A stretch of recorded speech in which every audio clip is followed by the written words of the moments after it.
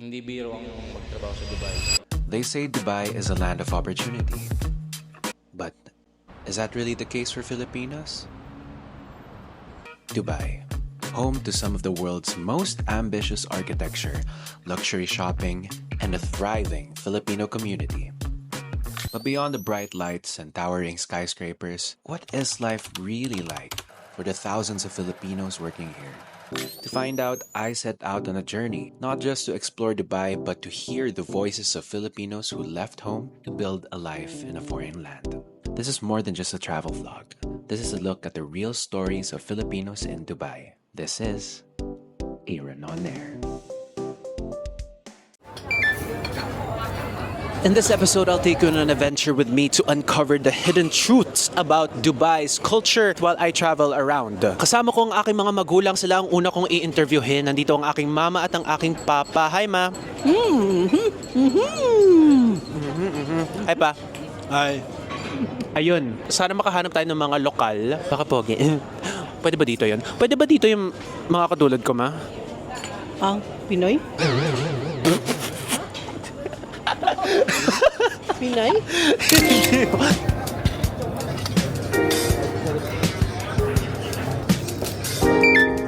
Suspect. No? crazy ka.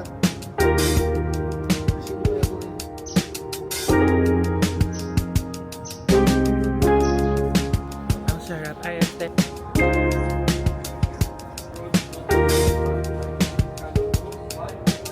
We are on the way to Old Souk in Deira. Maghanap po tayo ng mga iba't ibang mga lugar kung saan mag-i-interview tayo ng mga tao. Ayun, adventure muna tayo. Try na to. This costs about 2 dirham per person. I highly recommend it.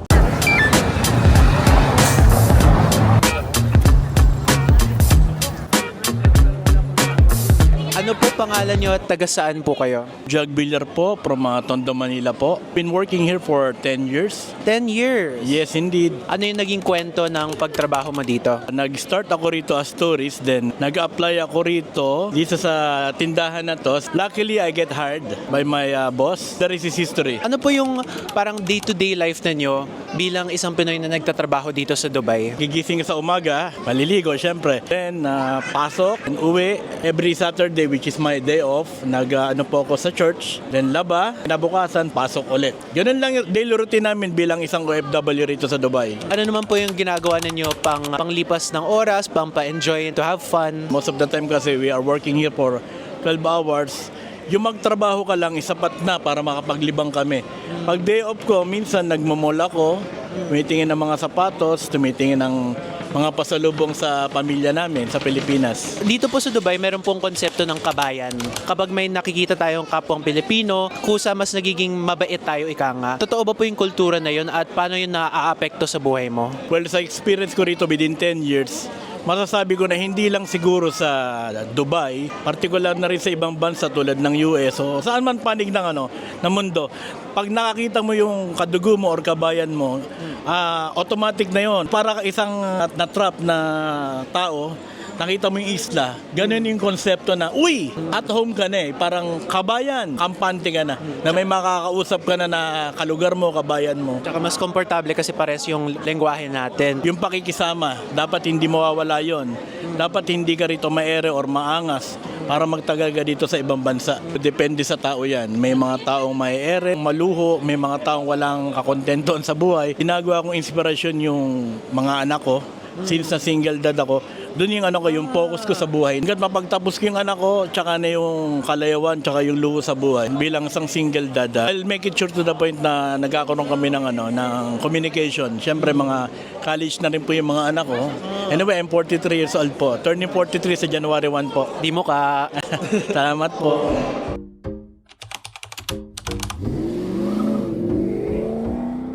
My name is Josh. I'm an OFW here in Dubai for 3 years already, and I work as a general manager handling restaurants and Filipino bar. Ako si Helen. More than 10 years na ako nagtatrabaho dito sa Dubai. One great thing being a Filipino living in UAE, particularly in Dubai, is we have a better and more job opportunities. Para ka lang nasa may Pilipinas. Lalo na dito sa city na tinitirahan ko ngayon, left and right may Pilipino. Parang 50% ng population dito or nationality ay Filipino. As an OFW living here in Dubai, one good thing about being a Filipino is yung kaya natin makipagsabayan sa kahit kanino. The strong sense of community and resilience among Filipinos. So kahit malayo ka sa family, the Filipinos support one another as family. Nandito ako ngayon, kasama ko ang aking mga kabayan, Mr. International, si Mark, tsaka si Jam. So, Mr. International representing Dubai Subala. At nandito kami sa isang Christmas party kasama ang aking mga kabayan. Hello po! Merry Christmas! Ano pangalan mo, taga saan ka? Jamil Tyron Principe, sa Pilipinas, taga Laguna ako. Dito sa UAE, sa Dubai, taga International City. Almost 8 years na. Event lang kami yung mga events crew. Kami yung mga nagse-set up sa lahat ng event. Ano ang day-to-day life mo dito sa Dubai? Bahay, trabaho lang. Ganun lang. Oo. Minsan ka lang makapag-laro ng mga sports mo, yung gano'n lang. Wala. Basta bahay, trabaho lang talaga. Bahay, trabaho. Kasi ako kasipag Sobrang sipag mo. oo. Swerte fiancé, masaya. Ano kaya? Swerte? Ano ang mga struggle mo dito? Homesick. Yan, ganyan. Mamimiss mo lalo yung mga pag may gantong kasiyahan, pag Christmas, mamimiss mo yung saya sa Pinas. Medyo financial din. Hindi naman lagi meron nakakapos lang. Sakto lang din pang tawid lang sa araw-araw kumaga. Oy, humble! Ano ang dapat malaman ng mga Pinoy kung pupunta sila dito sa Dubai? Dapat buo loob nila na hindi biro ang magtrabaho sa Dubai. Hindi pinupulot yung pera dito. Totoo nga yung sinasabi ng matatanda na hindi pinupulot ang pera sa Dubai. Lalo na pagka solo ka, mamimiss mo yung pamilya mo. Malayo sa lahat yun. Hindi ba? What is your experience with the concept of kabayan dito sa Dubai? Iba yung sa Dubai, sa ibang bansa, gawa ng dito para open country na to. Saya na dito, gawa ng mga gawain mo sa Pinas. Pwede mo na rin gawin dito. Basta lahat ng habit mo sa Pinas, magagawa mo na rin dito. Dapat madiskarte ka, yung hindi lang gawa ng yung gano'n. Iba pa rin yung saya sa Pinas. Mamaya ko pa po kayo interviewin ha. Siya po muna. Mauubusan sila na sagot sa akin. Siya po muna. Mauubusan kayo ng sasabihin. Oo.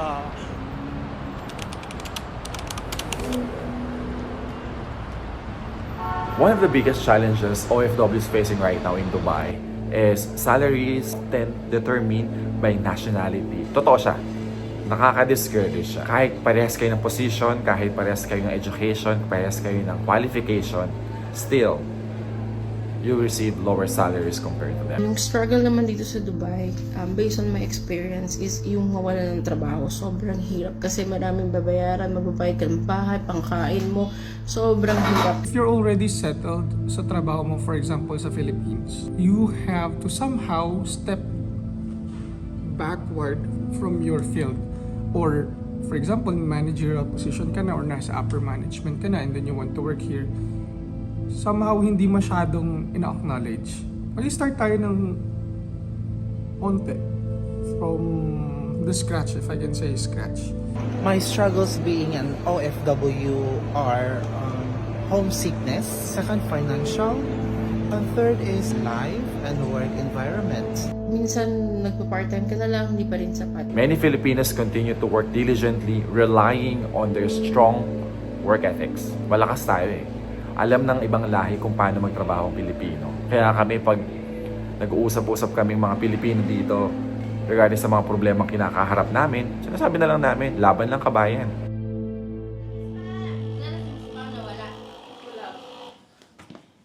Dalian mo lang Dahil naka-rent ka din. Rufa po. Emmeline from Laguna, Cabinti, Laguna. Cabinti. Yes, Cabinti. Nika po from International City din. Hello po, Gamindanao po, Bukidnon. Ano po yung kwento? Paano po kayo nagsimula dito? 2010, kinuha ko ng kuya ko, papunta dito. Ika, baka mapayak ako Ito na lang. Ano ang isa sa mga pinaka ine-enjoy mo gawin dito sa Dubai? Ito, ganito, pag may mga kuwan ka, may mga party-party, ganito, Christmas, New Year, birthday. Ayun, homesick. Akala ng ibang saya. Sila muna. Sige po. Ano po ang ginagawa ninyo dito sa Dubai ngayon? Nag-work. ano po yung work ninyo? Yun yung tanong. Ano ang work ninyo? Yun yung tanong eh. Hindi, kung ako kasi bago pa lang 2.5 years. Sa Pilipinas, alam naman natin lahat na halos karamihan sa atin may mga posisyon. Pero pagdating dito sa ibang bansa, nag-back to zero tayo. Kumbaga mag-start tayo sa syempre no choice tayo. Kumbaga ang parang kino-compare lang natin doon is yung sahod natin. Ibang-iba talaga. Sa panahon ngayon kailangan natin ng pera talaga. Kasi halos lahat nagmamahal na eh, 'di ba? Hindi lang yung pagmamahal natin sa taong mahal natin. Pero yung pangangailangan talaga natin mas mahal pa. So kailangan talaga natin ng pera. Ano po ang isa sa mga diskarte or sekreto na dapat malaman ng lahat ng Pilipino kapag nandito sila sa Dubai? Matuto kang makisama. Lalo na lahat tayo na nandito tayo sa ibang bansa. Iba't ibang lahi yung nakakasama natin. Isa talaga yun sa kailangan mo. First mo talaga, marunong ka makisama. Kasi hindi tayo pare-pareho ng mga Oo. Meron ka bang naranasan na tipong isang tao na iba yung pananaw sa'yo at paano mo na-navigate yun? Ako minsan naka-encounter ako ng ibang lahi na ang tingin nila sa mga Pilipino is babang-baba. Gaya ko, sales ako eh. Pag nakikitaan ko na yung customer ko na medyo may intention, umiiwas na lang ako at ina-offer ko sa kanila yung kapareho nila na lalaki. Kasi tayong mga kabayan, mayroon tayong damdamin na parang may something wrong na. Kaya tayo na lang din ang umiiwas, kaya mag-a-adjust din sa nila. Yun talaga, napakahirap din kasi na syempre nasa ibang bansa tayo. Tapos kahit masabi man natin 3 taon man, hindi natin malalaman ang tunay na mga nangyayari sa iba't ibang parte ng bansang to. Salamat sa pag-share po nun. Ano yung mga pinupuntahan nyo tsaka mga ibang Pinoy dito na tipong mas komportable kayo? Siyempre, ang unang-una naming pinupuntahan kapag may problema kayo is yung St. Mary, which is Catholic Church. Siyempre, pag may problema kami, pag malungkot kami, pag homesick, doon talaga kami unang pumupunta. Then, the next one is kapag day off namin, siyempre, mga malling nang naman, pumunta lang kami sa mall. Tapos yung sa Dubai Mall, yun lang yung mga usually na ginagawa, nagka-camping, yun lang. Kasi hindi naman katulad sa atin na anytime pwede kang tumambay sa labas, makipagkwentuhan sa mga kapitbahay, sa mga friends mo, wala. Dito kasi bahay-trabaho lang, bahay-trabaho. So depende na lang sa'yo kung paano mo i-enjoy yung buhay mo. Ano po ang mensahe ninyo para sa mga kapwa ninyong OFW na miss ang kanilang pamilya? To all my fellow OFWs all over the world, Laging tatawag sa Panginoon, huwag makakalimot. Kung umasenso man, huwag kakalimutan, pasayarin yung sa lupa. At huwag magmamataas sa kapwa at mga kapwa mo Pilipino, kahit na ibang lahi, para makasurvive ka rito sa Dubai. Basta pag nandito na kayo ay isipin nyo lagi yung pamilya nyo sa Pilipinas. Gawin nyo inspirasyon yun para masaya ang pamumuhay nyo dito. Hindi labag sa loob nyong pagtatrabaho. Malakas lang yung loob mo na parang isipin mo na ginagawa mo ito para sa pamilya. always remember that your hard work, your sacrifices are not in vain. Pilipino tayo, lalaban tayo para makuha ang pangarap, di ba? Have faith, be strong, be kind, and always choose to be happy. Pagigihan lang natin. The success will come along the way. And huwag tayong panghihinaan ng loob. Alam ko, masyadong nakakapagod, masyadong malungkot. Kasi nga, mag-isa, or yung mga friends natin na nakasanayan natin, na nakalakihan natin, family natin, we're far away from them. Pero laban lang. The fruit of our labor will be present at the end of the day. A message ko to all my fellow OFW, every day is a blessings. Enjoy your life like there's no tomorrow. Laban lang, kabayan. So, what is the truth about being a Filipino in Dubai? It's a mix of resilience, sacrifice, and hope. Some come here chasing dreams, others just trying to survive. Some find success, others face struggles they never expected. But if there's one thing every Filipino here carries, it's the ability to push forward, no matter what. It's not always easy, but the home isn't just a place. It's the people we bring with us, the stories we tell, and the dreams we refuse to give up on. If you learned something new today, Give this video a like, share it with someone who needs to hear these stories, and comment below. What surprised you the most? And if you are an OFW, I'd love to hear your story. Let's keep this conversation going. Maraming salamat, and as always, ingat kayo wherever you are in the world.